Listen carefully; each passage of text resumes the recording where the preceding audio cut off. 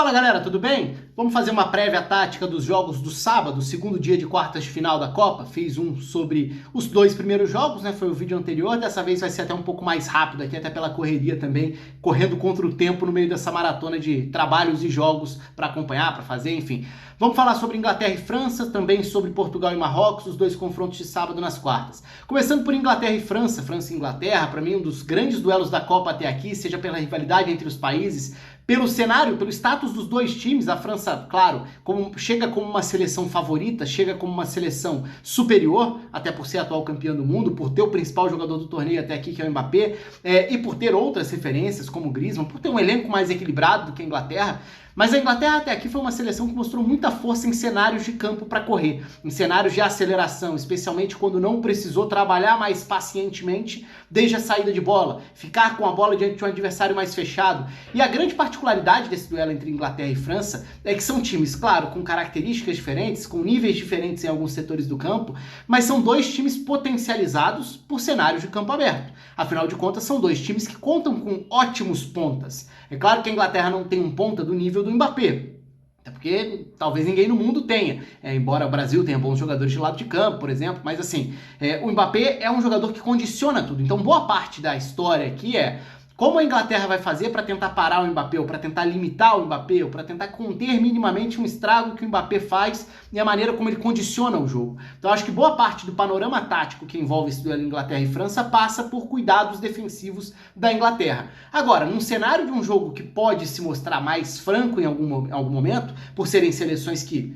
as duas querem tomar conta do jogo, as duas querem atacar, ou será que alguma delas vai jogar mais recuada, esperando, com um bloco mais baixo? Não é tanto a característica de nenhuma das duas. Embora sejam dois times que gostem do contra-ataque, porque contra-ataque significa campo aberto para correr. E a Inglaterra com Foden, com Saka, com Sterling, vamos ver se ele vai jogar, né? Tá voltando depois de ter ido para a Inglaterra resolver aquela questão que ele teve familiar, né? O problema em casa, e agora voltando ao Qatar, será que ele vai começar como titular ou não? Enfim, quais vão ser as escolhas? Mas o fato é que quem tiver campo para correr vai potencializar suas principais armas. Seja um Harry Kane lançando os pontas, seja um Bellingham conduzindo a bola, seja um Mbappé atacando o espaço, seja um Dembélé recebendo e podendo partir para cima. Então são duas seleções que têm, nesse caso, virtudes muito semelhantes.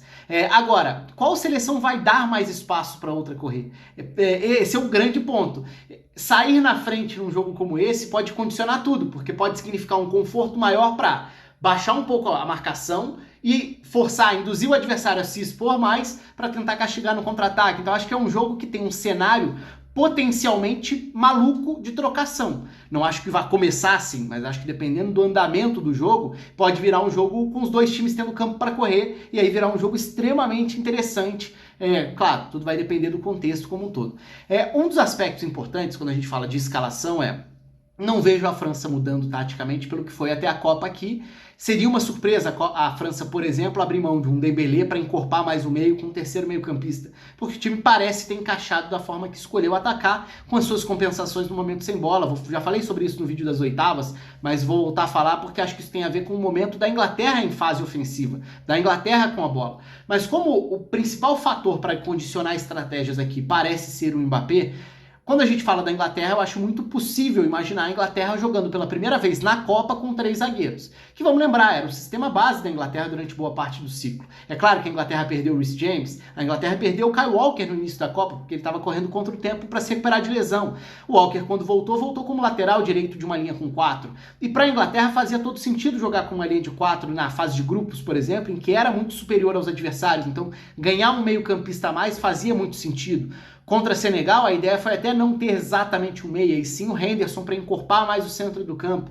Mas e agora contra a França? Se o cuidado maior é com o lado do campo, a capacidade de desequilíbrio do Mbappé, Mbappé contra Trippier poderia ser, ou Mbappé contra o Walker na lateral, o Mbappé contra apenas um jogador no setor é muito difícil. Embora o Walker seja um lateral com mais característica até de correr para trás, de proteger o espaço às costas do que qualquer outro jogador dentro dessa seleção. E esse é um duelo chave. Walker contra Mbappé.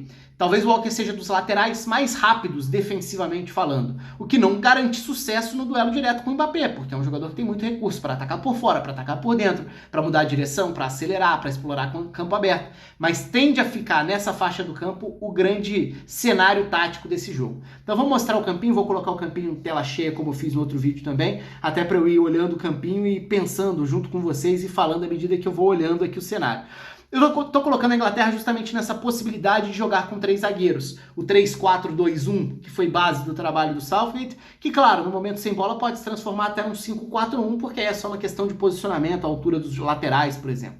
Então, nesse cenário, estou colocando como um cenário base aqui, estou colocando a Inglaterra com uma linha de 5 no momento sem bola e a França dentro da sua estratégia com distribuição habitual, né? Os dois pontas muito abertos, pelo menos inicialmente, Mbappé e Dembélé, Griezmann, Rabiot como meio-campistas à frente do Tchouaméni, o Theo Hernandes, o lateral esquerdo, que tem mais força no apoio. Então a França é uma seleção que tende a apoiar mais pelo lado esquerdo, até mostrei mapas sobre isso no vídeo das oitavas, sobre como é um time que concentra as ações na esquerda, tendo o Dembélé bem aberto do lado oposto para uma eventual inversão para pegar o campo mais aberto em cenários de 1 contra 1. Mas esse lado de Mbappé, de Theo, de Rabiot e que tem o Griezmann caindo por ali, tende a ser por onde a França mais aproxima peças. Então nessa escalação da Inglaterra eu abri mão de um meia, que poderia ser o Henderson, poderia ser o Mason Mount, por exemplo, para colocar um lateral direito, né, no caso, o Trippier, para trazer o Walker para o papel de zagueiro pela direita de um trio de zaga. Tudo pensando em proteger melhor o lado do Mbappé. Então acho que é plausível pensar nessa possibilidade. E aí a gente indo para esse momento de fase defensiva da Inglaterra, a França ocupando, saindo para construir o jogo, aproximando mais por esse lado, tem o Rabiot saindo por ali, tem o Griezmann que circula pelo setor da bola com total liberdade, é um armador principal dessa seleção, o Theo Hernandes que vai fazer o Mbappé alternar por fora ou por dentro. Nesse cenário, me parece o seguinte, assim, ter uma linha de 5 ajuda a Inglaterra a ter uma sobra mais curta, a encurtar as distâncias entre os jogadores de uma primeira linha com 4. Então o Trippier não é um grande marcador, não é a especialidade dele, mas ele pode ser o cara para sair para um primeiro combate nos cenários do Mbappé bem aberto, e o Walker tá logo atrás. Então o Walker vai dobrar essa marcação, vai ser quem vai ficar numa cobertura, vai ser quem vai poder ficar com uma sobra caso o Mbappé coloque na frente. O Walker tem a explosão para uma arrancada para trás para tentar fazer esses ajustes, essas compensações, essas correções em cenários de aceleração. O 1 contra 1 tende a ser muito favorável do Mbappé contra o Trippier, como é contra quase todos os laterais do futebol mundial. Então, nesse cenário, acho que a Inglaterra pode ter um Walker fazendo uma cobertura para esse setor do campo. Pensando numa França ocupando uma faixa ainda mais adiantada do campo. Então, aí eu já estou pensando num Theo podendo abrir o campo e o Walker, e nesse caso o Mbappé, já mais por dentro, já que os dois alternam. O Mbappé não fica só aberto, colado à linha lateral. O Mbappé circula, o Mbappé vira um segundo atacante, o Mbappé se aproxima do Giroud. Nesse caso, o Trippier poderia continuar sendo o primeiro marcador do Mbappé, mas sempre com o Walker na sobra, ou, claro, dependendo da posição do Mbappé que vai buscar essas diagonais de fora para dentro, pode até virar já um embate mais direto com o Walker. Mas importante aqui o Theo Hernandes é uma peça importante porque Theo e Mbappé aceleram muito bem esse lado esquerdo da França, mas importante também o trabalho do Saka, sendo esse jogador capaz de voltar para marcar como se fosse um ala em alguns momentos, para fazer o trabalho defensivo e proteger o corredor do Theo, que é um lateral determinante no momento ofensivo. E o Bellingham também para preencher esse espaço como um meio-campista à direita, já que ele jogou pela esquerda contra a seleção nas oitavas, né, no jogo contra a Senegal, o Bellingham foi o meio-campista pela esquerda. Mas o Bellingham pode ser um jogador a mais para esses duelos, por exemplo, os duelos diretos com o Rabiot, já que o Rabiot também tende a ser um meio-campista que cai por ali. Então o que acaba sendo bem importante aqui para a Inglaterra? Ter a possibilidade de aproximar jogadores, de encurtar distâncias para coberturas no cenário em que a França mais aproxima jogadores. Então, se o Theo vai atacar o corredor, é importante que o Saka faça esse trabalho para não obrigar um Trippier a se desprender de uma primeira linha, para permitir que o Trippier saia para um primeiro combate no Mbappé e ainda tem um Walker na sobra, porque o Giroud vai se apresentar para um pivô, para fazer um apoio, para uma tabela, e aí o Stones tende a ser esse jogador que vai chegar mais próximo. O Rabiot vai tentar uma infiltração, ou o Griezmann tentar cair pelo setor, papel importante dos dois volantes, Bellingham e Declan Rice. E também tem o outro lado da linha de 5, que é proteger a largura. Já que você tende a levar todos os jogadores para perto do setor da bola, quando você tem linha de 5 na defesa, você consegue proteger um pouco melhor a largura do campo. No sentido de que a França vai buscar uma inversão para o lado vazio, que é o lado do Dembélé, o Luke Shaw não vai estar tão distante assim, porque ele não vai precisar fechar como um lateral, e sim fechar como um ala de linha de 5. Então, na hora de proteger essa largura da primeira linha para uma inversão para o Dembélé, vai ser importante o Luke Shaw aparecer e percorrer esse espaço para chegar para um primeiro combate. Eventualmente até com o Phil Foden baixando ou compensando por dentro, já que o Dembélé passando pelo Luke Shaw poderia ficar no cenário de 1 contra 1 com o Maguire, que também não seria favorável para a Inglaterra. Então assim, de qualquer forma, é um cenário de uma Inglaterra que vai precisar tentar conter danos jogando de uma forma muito próxima, se esse for o cenário, pensando no momento de fase ofensiva da França, pensando no momento da Inglaterra mais recuada. Mas e no momento de uma Inglaterra mais adiantada? A Inglaterra também pode ser, em alguns momentos, um time mais interessado em pressionar. E aí a gente precisa lembrar que a Inglaterra tem... jogando nesse 3-4-2-1, no momento de pressão, você tende a ter os dois pontas, que nesse caso são meias, mais próximos do Harry Kane. Então a gente está pensando aí num 3-4-3 em fase, não é nem fase ofensiva, mas no momento de uma pressão, ou jogando um pouco mais adiantado. Nesse caso, a Inglaterra pode começar uma marcação com Saka, Harry Kane e Phil Foden. Eu tô colocando Phil Foden, mas claro, pode ser o Rashford, pode ser o Sterling, vamos ver qual vai ser a escolha. Nesse caso, tentando ter um Trippier para pressionar um Theo Hernandes no momento de saída de bola por esse lado do campo, se a ideia for ter um Saka, por exemplo, indo pressionar o Upamecano. Sempre importante a gente lembrar da qualidade de distribuição do Upamecano. A maior virtude do Upamecano está no passe. É um jogador que pode desequilibrar a partir dos primeiros passes e o jogo pode passar bastante por ele. O Luke Shaw talvez seja mais delicado tentar subir para uma pressão, num Koundé, por exemplo, porque é importante prestar atenção no Dembélé. E aí a gente já entra um pouco naquela ideia de como a França se estrutura quando não tem a bola e quando baixa um pouco mais as peças. Porque acaba sendo uma França que libera o Mbappé para ficar mais solto e faz com que o Rabiot vire o jogador das compensações. Vou falar sobre isso já mostrando o campinho da Inglaterra com a bola no campo de ataque. Mas a Inglaterra tentando subir a marcação, ela vai precisar evidentemente ficar muito preocupada com o cenário de Mbappé com o campo aberto. E aí mais uma vez entra a importância do Walker para correr para trás. Por isso que eu estou colocando essa setinha do Walker para trás. Por quê? A França numa saída de bola, se essa pressão não encaixa e a Inglaterra está mais adiantada, a bola longa para o Mbappé correr é uma arma duríssima de parar, é uma arma dificílima de parar. O Walker é rápido, é um lateral velocista. Será que ele vai dar conta desse embate direto? Por isso que eu acho que todo o contexto de como tentar frear o Mbappé passa pelo desempenho do Walker. Jogando principalmente como um zagueiro pela direita, mas pode eventualmente até ser uma linha de 4, me surpreenderia. Eu acho que faz mais sentido para a Inglaterra nesse jogo iniciar com 3 zagueiros, justamente para ter o Walker podendo ficar mais por conta do Mbappé, seja o Mbappé por fora ou por dentro, ele dobrando a marcação ou ele protegendo o campo aberto. Quando a gente fala de uma Inglaterra tentando atacar, aí a gente já precisa pensar na França das compensações defensivas.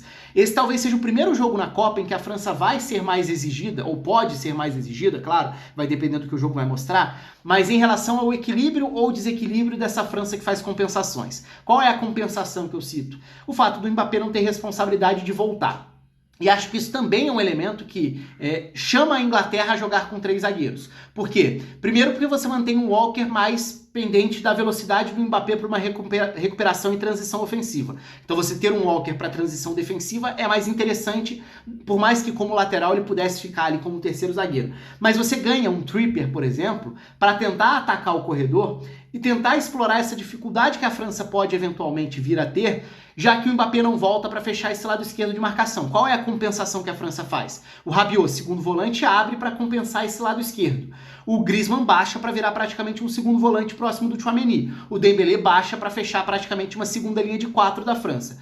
Só que nesse cenário de uma Inglaterra com bola e de um Mbappé mais liberado sem a bola, a Inglaterra pode tentar congestionar o lado direito, tendo subidas do Trippier. O Rabiot vai abrir o suficiente para fechar o campo por ali? Se ele abrir, pode abrir um espaço para o Bellingham fazer infiltrações. E o Bellingham é um jogador dos mais determinantes dessa seleção da Inglaterra por essa qualidade de construção, de condução de bola, de se projetar e de atacar espaços.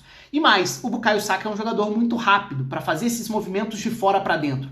Então ele vai atrair um Theo Hernandes e vai trazer para dentro, liberar o corredor para o Trippier. A França vai conseguir equilibrar essa marcação nesse setor para não ficar em inferioridade. O que seria inferioridade nesse caso? Triangulações. Trippier, Bellingham e Saka. Para mim, os melhores momentos de construção ofensiva da Inglaterra na Copa vieram de triangulações entre esses jogadores. Esses três jogadores que podem alternar posições pela direita. Um Trippier mais aberto, seja mais recuado ou mais adiantado. Um Saka para receber como ponta ou por dentro. Um Bellingham para procurar tabelas e triangulações. Então, esse pode ser um cenário da Inglaterra tentar explorar um desequilíbrio intencional da França. A França fica desequilibrada intencionalmente para ter o Mbappé solto, cobertor curto, você tem vantagens e desvantagens. A França vai conseguir dar conta desse setor no momento em que a Inglaterra atacar, por exemplo, com esses três para cima do Tel, para cima do Rabiot, o Tchouaméni vai cair mais por esse setor para tentar fazer essa proteção, por exemplo, às infiltrações do Bellingham. Aí tem um ponto que é bem interessante de observar.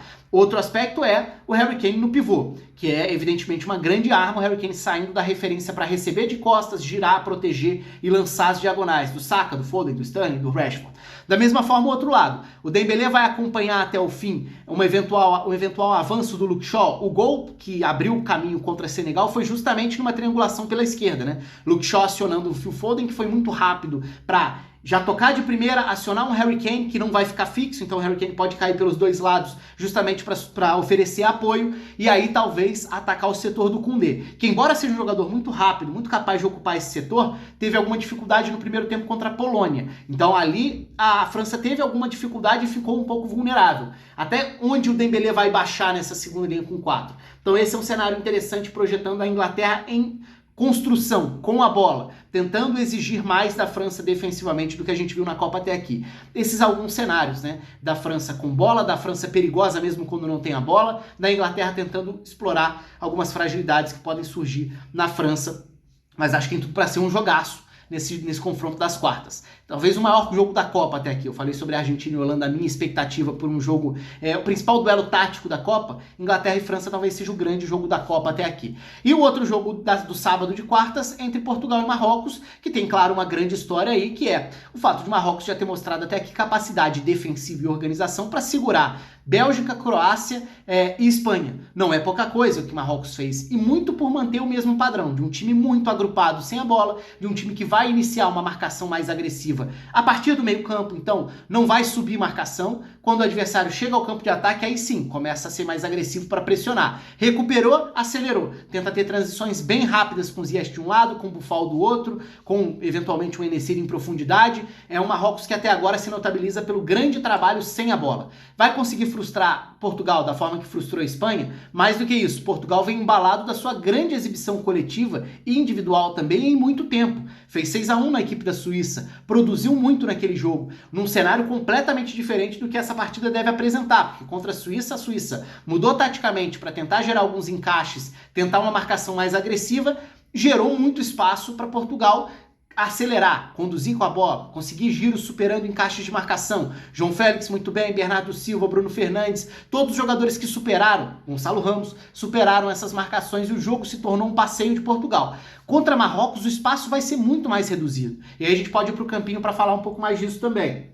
A base do jogo deve ter Portugal com a bola a partir do meio campo. Não imagino um cenário tão diferente desse, pelo menos no cenário inicial, de 0-0. E Marrocos tem sido até agora um time que joga nesse 4-1-4-1 em que o Amrabat é o grande destaque da seleção pelo trabalho que faz, protegendo o espaço entre as linhas, tentando tirar opções de passe por ali. A agressividade do Nahi foi importante contra o Pedri. E aí a gente precisa ver quais serão as escolhas do Fernando Santos também, porque esse é um cenário bem importante de ver. Portugal vai repetir a escalação? Vai ter Otávio e William Carvalho como os volantes? Vai ter Diogo Dalot e Rafael Guerreiro como os laterais? Talvez seja um jogo para a capacidade ofensiva de um passe, do desequilíbrio que o João Cancelo pode gerar no comando do ataque. Ao mesmo tempo, o que pode gerar uma transição do Boufal. São alguns aspectos, né? O Cristiano Ronaldo vai ser uma arma de segundo tempo?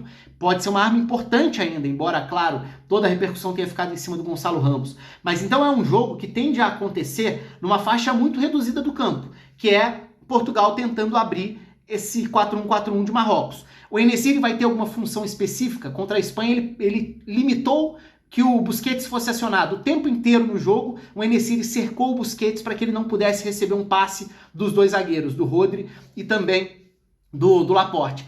No caso de Portugal, Portugal não tem um jogador como esse pilar da saída de bola, como a Espanha tinha no Busquets, a base para as triangulações. Portugal pode alternar muito, porque Portugal tem muita movimentação. Então, a Espanha tem triangulações mais rígidas, né? Embora faça rotações dos triângulos, o lateral pode estar mais na base, pode subir, pode inverter posição com o meio-campista. Em Portugal, o time é muito mais solto para gerar aproximações e por circular em todas as faixas do campo. Então, acho que vai ser um desafio diferente para a seleção do Marrocos. Por exemplo, Bernardo, Bruno Fernandes e João Félix. Como eles vão se movimentar? Eles vão conseguir encontrar espaços às costas dos volantes? Eles vão conseguir jogar e sobrecarregar o setor do Amrabat? Ou vai ser um jogo em que eles vão precisar baixar e assim tentar atrair a marcação de algum jogador para gerar um desajuste? Por exemplo, João Félix. O João Félix recuou muito e participou muito bem, baixando para jogar como um meia pela esquerda na partida contra a Suíça. Será que ele recuando vai atrair o Unai, como aconteceu com o Pedri, que ao recuar para tentar condicionar o jogo, tinha o Unai saindo para esse embate, para ser mais agressivo por ali?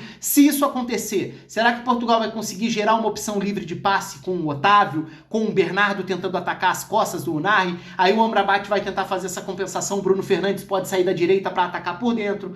O papel do Gonçalo Ramos, sendo um atacante, para tentar gerar essas arrancadas, gerar dúvidas na linha de defesa, tentar atacar o espaço ou pelo menos oferecer essa opção de um passe em profundidade. O Rafael Guerreiro pode ser um lateral para tentar em alguns momentos triangular, e essas triangulações, a qualidade técnica de um primeiro toque na bola tende a ser fundamental para Portugal conseguir superar um marcador num curto espaço de tempo. Então esse domínio orientado, o dominei já pensando na próxima ação para não dar tempo de Marrocos apertar essa marcação. Outros cenários também, Bruno Fernandes e João Félix entre as linhas e o Bernardo baixando para tentar gerar uma dúvida no Marrocos. Alguém vai sair para pressionar o Bernardo? Então são todos meio-campistas, especialmente quando a gente fala de Bernardo, João Félix e Bruno Fernandes, vale para o Otávio também, são todos jogadores que podem alternar posicionamento. E talvez, pela primeira vez nessa Copa do Mundo, um adversário possa gerar dúvidas nesse posicionamento, nesses encaixes de Marrocos, que protege muito bem o espaço. Como o time joga muito próximo, a distância dos zagueiros de Marrocos até o En-Nesyri é mínima. O jogo fica concentrado em 20, 25 metros. Então é um grande desafio para essa aproximação de Portugal ter ritmo suficiente para trocar passes e tentar quebrar essa marcação. Talvez explorando os laterais, um jogo da Lô chegando ao fundo também, caso o Boufal esteja mais por dentro para tentar proteger o Bruno Fernandes. A gente sabe da velocidade para as correções, por exemplo, de um Hakimi, de um Achraf Hakimi, que fez bem esse papel protegendo a ameaça que o Jordi Alba conseguiu ou tentou ser em alguns momentos pelo lado esquerdo. E aí a gente precisa pensar no momento em que o Marrocos recupera a bola, porque até aqui, na maior parte do tempo, o cenário do jogo tende a passar por Marrocos sem a bola, tentando diminuir muito a área de atuação, tentando fazer com que o jogo fique numa faixa curta de campo para impedir que Portugal tenha tempo, tenha espaço para gerar vantagens. Agora, recuperou a bola, saída rápida. E aí é tentar justamente aproveitar o fato de Portugal, por necessidade, precisar talvez lançar mais jogadores ao campo de ataque, talvez avançar com os laterais. Aí o jogo do Marrocos aceleração do Boufal buscando a ponta esquerda, aceleração do Ziyech buscando a ponta direita, um Hakimi tentando ganhar metros conduzindo a bola por dentro muitas vezes, não necessariamente por fora. Então esse cenário das transições é onde o Marrocos vai tentar levar perigo. O Boufal deu muito trabalho para o Marcos Llorente no primeiro tempo do jogo contra a Espanha. O Boufal é um ótimo driblador, ainda que seja um jogador muito inconstante, né? Ele não é um jogador confiável, está fazendo uma boa Copa muito pela disciplina que tem mostrado sem a bola e porque é esse jogador que pode ganhar um primeiro embate, um primeiro duelo e assim tentar gerar problemas. Agora, nem sempre o Marrocos joga de forma direta quando recupera a bola. Também em alguns cenários o Marrocos vai tentar atrair fazendo uma saída curta, com o próprio Bono participando do jogo, buscando os zagueiros. No jogo contra a Espanha a gente viu alguma dificuldade. O caminho diante da pressão da Espanha, que era uma equipe muito agressiva, o caminho muitas vezes foi o passe do Bono para o Mazraoui. E foi quem recebia essa bola um pouco mais livre. Só que ao receber essa pressão, ele tinha dificuldade em fazer a saída pelo lado esquerdo, já que é um lateral direito improvisado na esquerda. Então, por ter a tendência de usar o pé direito, em alguns momentos a pressão em cima dele, ele era o homem livre para receber o passe do Bono, mas a bola chegava ao Mazraoui e encontrava dificuldades para o Marrocos avançar a partir daí. Como vai ser a agressividade de Portugal sem a bola? Porque aí pode estar uma chave também para Portugal conseguir furar o bloqueio inicial, já que é um jogo muito aquele jogo do 1-0, Se 1-0 sai cedo, talvez Marrocos se desestruture, talvez o jogo fique confortável para Portugal. Se o 0-0 persiste no placar por muito tempo, Marrocos vai ganhando confiança de que a estratégia defensiva é bem executada. E é um pouco do que aconteceu contra a Espanha. E aí você vai frustrando o adversário. Então, um caminho pode ser a roubada de bola no campo de ataque. Se ficar difícil furar, se ficar difícil rodar a bola porque o espaço é reduzido e porque Marrocos até agora na Copa nega muito bem os espaços, um caminho importante é forçar a recuperação de bola no campo de ataque. E Portugal mostrou bem isso em alguns momentos da Copa, esse comportamento pós-perda. É um time que aproxima muitos jogadores no setor da bola e que, ao perder a bola, pressiona imediatamente, quer morder, quer recuperar. Então, esse comportamento também é chave para, quem sabe, pegar Marrocos desestruturado, pegar Marrocos saindo. No momento em que Marrocos se prepara para recuperar e sair para o contra-ataque, se ele é desarmado, a defesa não vai estar montada. Então esse é um outro cenário bem importante, é ver como serão as transições, não só as ofensivas de Marrocos, mas as defensivas de Portugal. O perde e pressiona, como você recupera a perda da bola. Você conseguiu recuperar rapidamente, você impediu que Marrocos acelere no contra-ataque e ainda pode pegar a defesa de Marrocos mais aberta. E por fim, dependendo do andamento do jogo, a gente não pode excluir a possibilidade de Portugal usar e muito o banco de reservas, já que é um elenco tão talentoso. Rafael Leão pode ser uma ameaça de velocidade, de profundidade pelo lado direito, para tentar abrir um pouco mais o campo por ali, para tentar gerar situações de 1 contra 1, para tentar tirar o jogo da faixa central. Se a posse de bola de Portugal tiver muito lenta, não tiver progredindo tanto assim, se Marrocos conseguir frustrar Portugal, o 1 contra 1 do Rafael Leão bem aberto pelo lado esquerdo é uma arma. A presença diária do Cristiano Ronaldo é uma arma, evidentemente, porque se virar um jogo de cruzamento, de tentar forçar um pouco mais a marcação diária de Marrocos, ter um jogador com a capacidade de finalização do Cristiano Ronaldo na área é óbvio que pode fazer diferença. E o próprio João Cancelo, pela direita ou pela esquerda, né? Por ser um jogador que pode chegar ao fundo para buscar um cruzamento, que pode buscar o meio para buscar um passe diferente. Então são jogadores que podem sair do banco e podem condicionar a partida nesse cenário de ataque contra defesa, se o jogo apresentar esse caminho, que claro, vai depender do andamento do placar, vai depender do andamento e do funcionamento das estratégias. Então esse é o panorama dos dois jogos das quartas. Acho que são cenários muito diferentes, mas com historinhas interessantes para a gente prestar atenção do ponto de vista de desenvolvimento tático. Em Inglaterra e França, desde a escalação, a dúvida está em como a Inglaterra vai escalar o time, qual vai ser a preocupação específica com o Mbappé. Ali está um ponto-chave para a Inglaterra tentar frustrar a França e tentar usar suas armas. E no outro confronto, Marrocos vai conseguir repetir a dose da organização defensiva para parar um time que vem embalado, como é Portugal depois do 6-1. O cenário estratégico do jogo tende a ser totalmente diferente do que o que Portugal teve contra a Suíça. A qualidade individual de Portugal é enorme. Vai ser suficiente para furar essa defesa quase intransponível até agora? Marrocos só tomou um gol na Copa até aqui e foi um gol contra no jogo contra o Canadá. Então, vamos esperar para ver. Mas tem vários duelos bem interessantes para a gente prestar atenção. E claro, outras surpresas que podem acontecer com escalações, com substituições, com o andamento do jogo também. O espaço está aberto para vocês. Um abraço, até a próxima.